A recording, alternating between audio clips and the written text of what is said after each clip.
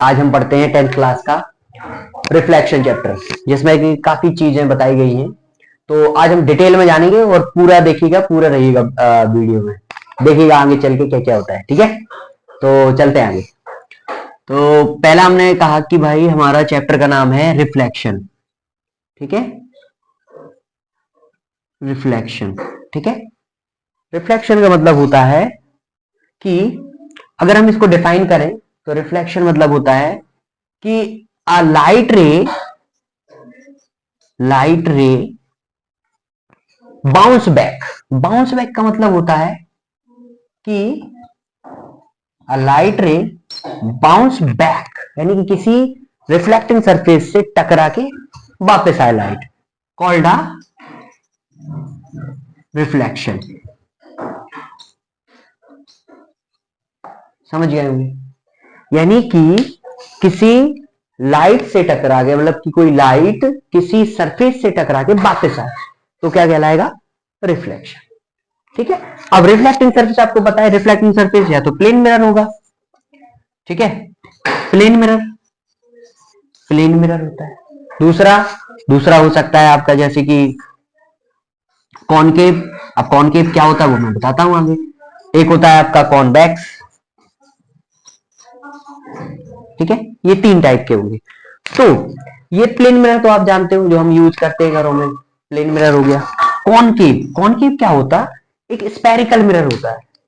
Spherical mirror का मतलब क्या हुआ? स्पेरिकल मिरर का मतलब हुआ कि वो मिरर जिसका शेप स्पेरिकल हो, जिसका शेप कैसा हो? स्पेरिकल हो।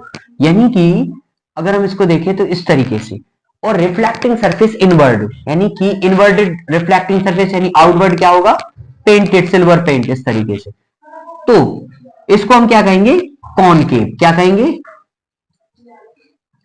कॉनकेव। ठीक है, अब अगर reflecting surface outward, reflecting surface कहां पे है? आउटवर्ड, तो इसको क्या कहेंगे? Reflecting surface, when a reflecting surface is outward, यानी कि इस तरीके से।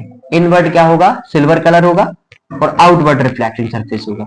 तो ये क्या कहलाएगा? आपका कॉन्वेक्स। इतना क्लियर है? इतना समझ आ गया? ठीक है, अब इसमें बहुत सारे पार्ट्स होते हैं। इसमें पार्ट्स कौन कौन से होंगे? जैसे कि इसमें पार्ट्स है आपका, रिफ्लेक्टिंग सरफेस में आपका पार्ट रहेगा, जैसे कि पार्ट है आपका कि एक ये लिया मैंने स्फेरिकल शेप में ये। अब इसको आपको पहचानना है ये कौन सा मिरर है, खुद पहचानो। रिफ्लेक्टिंग सरफेस के आउटवर्ड है या आपका इनवर्ड है?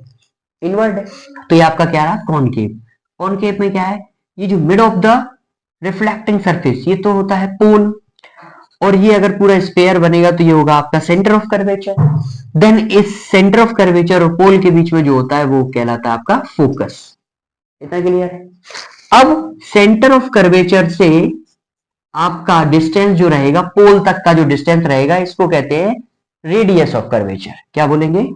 Radius of curvature, radius of curvature. Clear है? इतना समझ आ गया? अब फोकस, फोकस क्या होता है? Mid point of the, mid point between pole and centre of curvature, यानी कि पोल को क्या कहेंगे? Mid point of centre of curvature and pole, mid point of between pole and centre of curvature.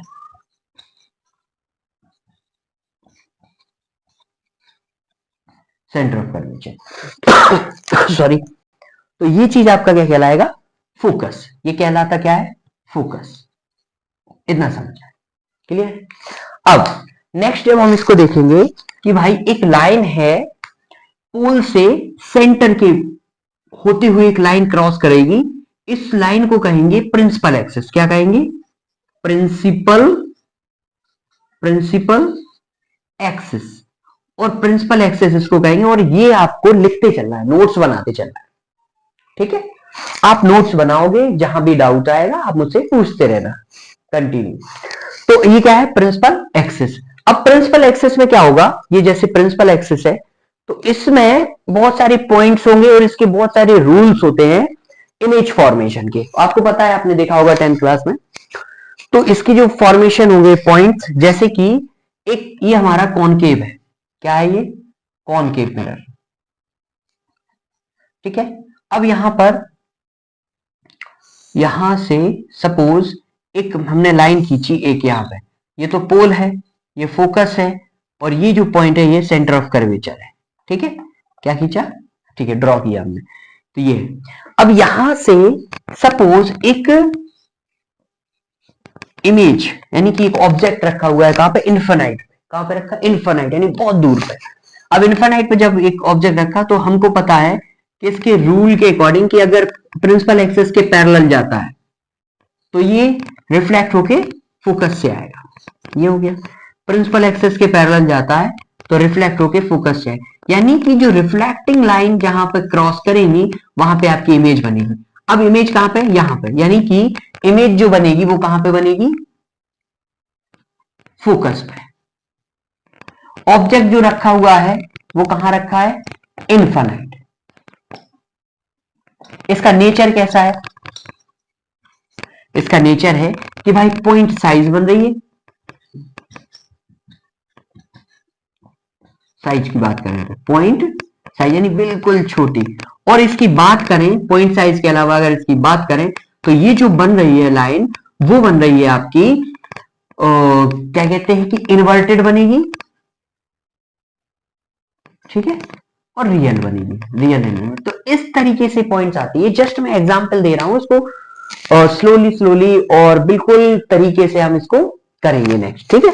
तो अब नेक्स्ट जो हमारे rules हैं, रिफ्लेक्शन के रूल्स होते हैं कुछ, ठीक है। रिफ्लेक्शन के रूल्स क्या होंगे, जैसे देखते हैं। अब इसमें सबसे पहले पॉइंट आता है कि भाई अगर कोई चीज रिफ्लेक्ट हो रही है, मान लो सपोज ये प्लेन मिरर या कोई भी एक मिरर है, रिफ्लेक्ट होती है, तो कोई रे आती है इंसिडेंट और यहां से रिफ्लेक्ट होके जाती है, तो इसको कहते हैं इंसिडेंट रे। क्या बोलते हैं, इंसिडेंट रे। अब टकरा के गई तो इसको बोलेंगे रिफ्लेक्टेड रे। ये दो चीजें हुई। अब यहां से एक नॉर्मल, मतलब ऐसे फील करते हैं नॉर्मल है ऐसे, तो यहां पर ये होगा इंसिडेंट एंगल, ये होगा आपका रिफ्लेक्टेड एंगल। तो ये पहला रूल हो गया रिफ्लेक्शन का लॉ कि भाई incident angle is equal to reflected angle, ये आपका फर्स्ट लॉ है। सेकंड अगर हम बात करें, सेकंड लॉ अगर हम देखें तो सेकंड लॉ में क्या है कि इंसिडेंट रे, जैसे कि ये है incident ray and incident ray, reflecting रे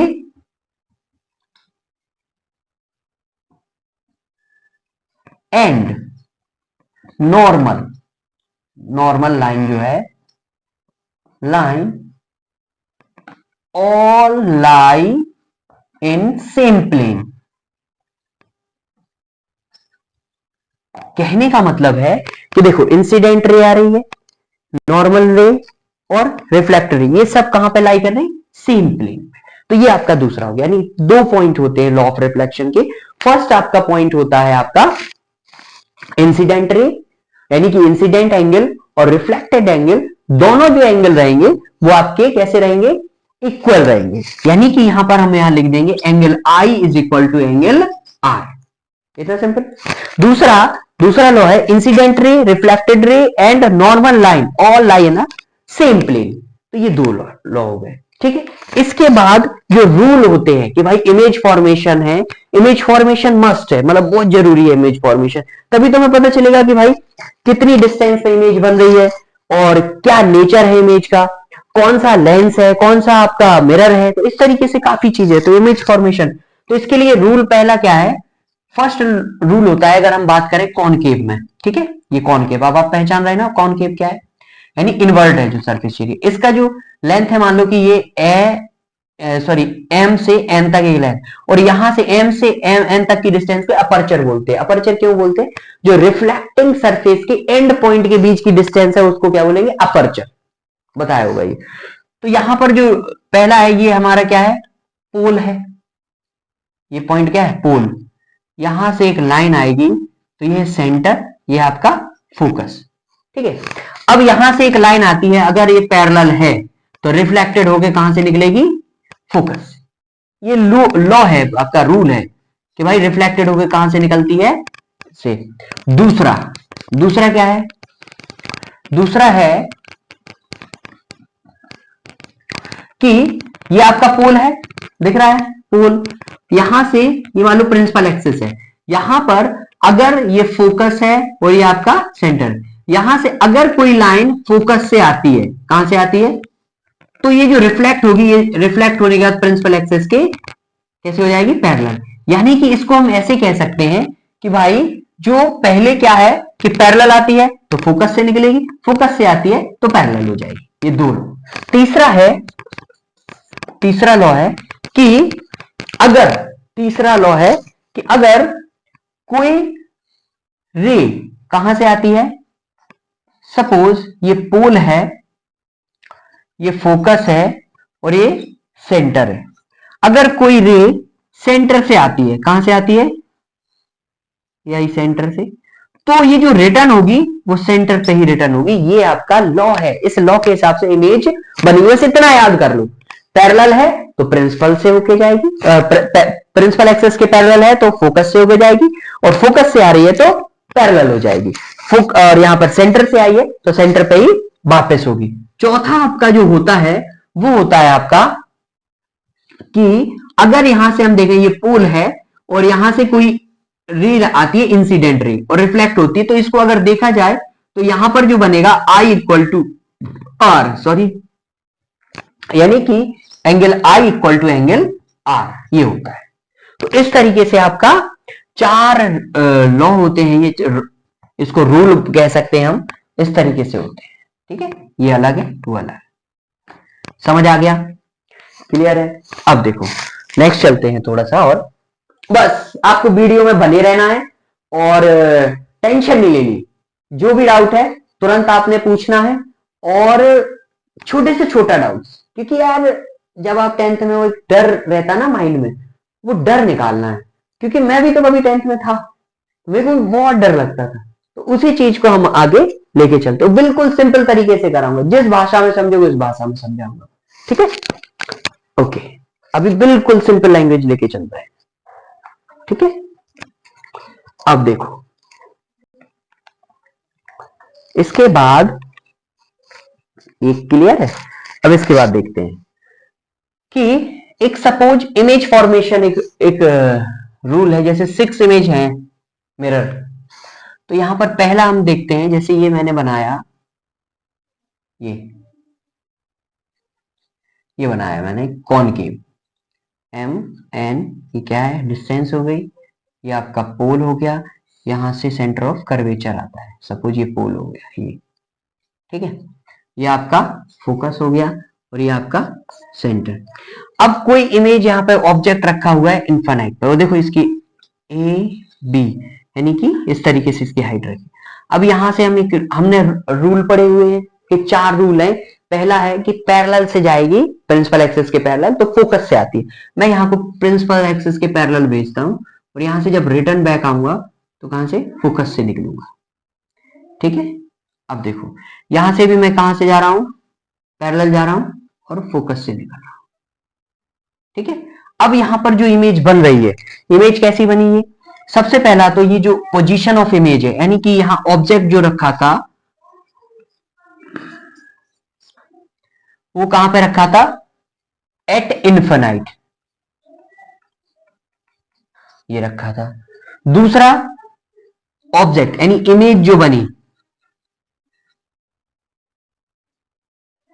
इमेज जो बनी है वो बनेगी एट द फोकस, कहां पे बनी, एट द फोकस। अच्छा, इसका नेचर जो है, नेचर यानी नेचर जो रहेगा इमेज का, वो कैसा है नेचर, नेचर है इसका real and environment, inverted, real and inverted. Last size, तो कितना है, इनफाइनाइट में तो कितना बड़ा साइज था, और ये बनेगा पॉइंट साइज, इस तरीके से। ठीक है, तो नेक्स्ट ऐसे ही वीडियो में आगे बढ़ते रहेंगे। ये मैंने इमेज फॉर्मेशन, अब नेक्स्ट जब क्लास होगी तो पूरी इमेज फॉर्मेशन के साथ होगी, यानी 6 की 6। ये तो मैंने जस्ट आपको समझाया एग्जांपल। ऐसी 6 जो इमेज फॉर्मेशन वो, देन इसके बाद रिफ्लेक्शन, और फिर उसके न्यूमेरिकल। तो ये बहुत इजी, बहुत आसान हो जाएगा। इसके बाद एक टॉपिक है नोमेनक्लेचर, ये पूरा आपका क्लियर होगा। ठीक है, अब आगे चलते हैं, नेक्स्ट वीडियो में मिलते हैं। तब तक के लिए थैंक यू, गुड लक।